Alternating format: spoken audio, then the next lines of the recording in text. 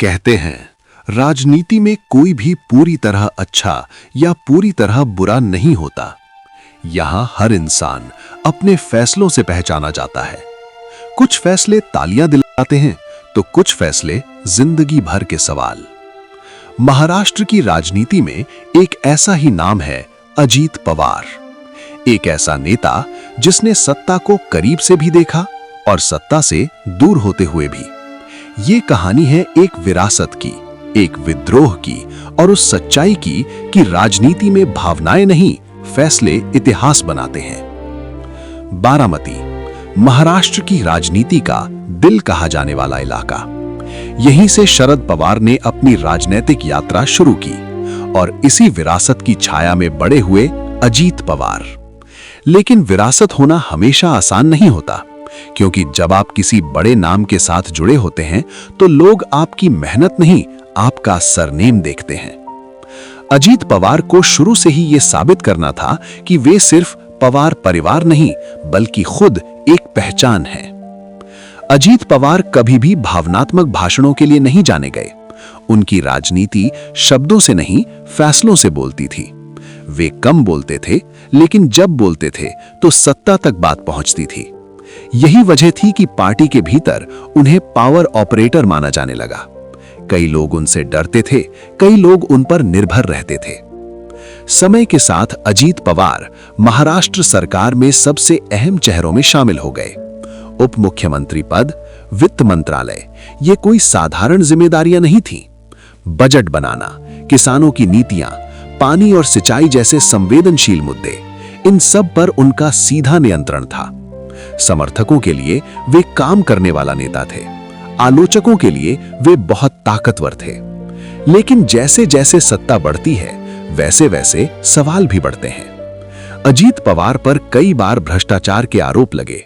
सिंचाई परियोजनाएं, सरकारी फैसले, सब पर राजनीतिक बहस हुई। हालांकि कानून ने कभी उन्हें दोषी साबित नहीं किया, लेकिन राजनीति में आरोप भी हथियार बन जाते हैं और यही अजीत पवार की छवि को और जटिल बना देता है।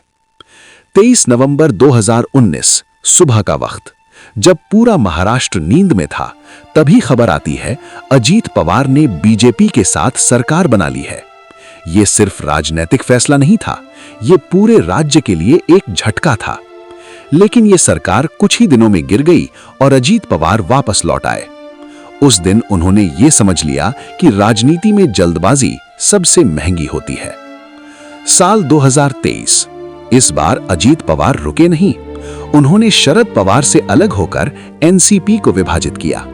ये फैसला सिर्फ सत्ता का नहीं था, ये परिवार के भीतर एक भावनात्मक दरार थी। राजनीति में शायद ये सामान्य हो, लेकिन इंसान के लिए ये आसान नहीं होता। आज अजीत पवार फिर सत्ता में हैं, लेकिन अब उनके सामने सबसे बड़ा सवाल है, इतिहास उन्हें कैसे याद रखेगा? एक रणनीतिकार के रूप में, एक विद्रोही के रूप में, या एक ऐसे नेता के रूप में जिसने सत्ता के लिए सब कुछ दांव पर लगा दिया?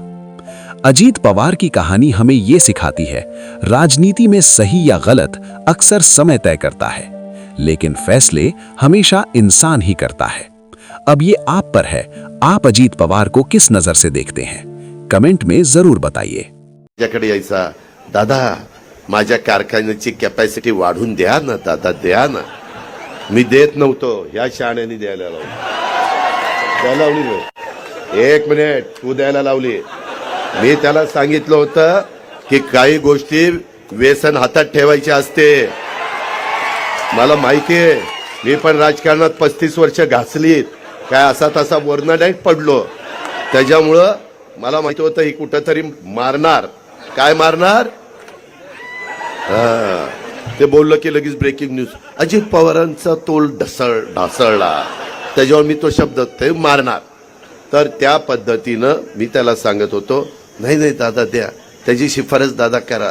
दादा पीडीसीसी बँकेतनं त्याला पैसे द्या, दादा एमएससी बँकेतनं पैसे द्या. लय गुळगुळ होतं त्यांचं. काय खरं नाही. कधी कधी आमच्या धनुभाऊला माणसंच कळत नाही, त्याच्यामुळे गाडी बिघडती. तो माझा सल्ला घेत जा प्रत्येक वेळेस. या पद्धतीनं अरे बजरंगा तूच सांगायचा छाती फाडली की असं होईल, छाती फाडली की तसं होईल, ही दिसल ती दिसल. छाती फाडल्यावर मरून जाशील, कोण दिसणार आहे? काय उगे गप्पा हाणायच्या.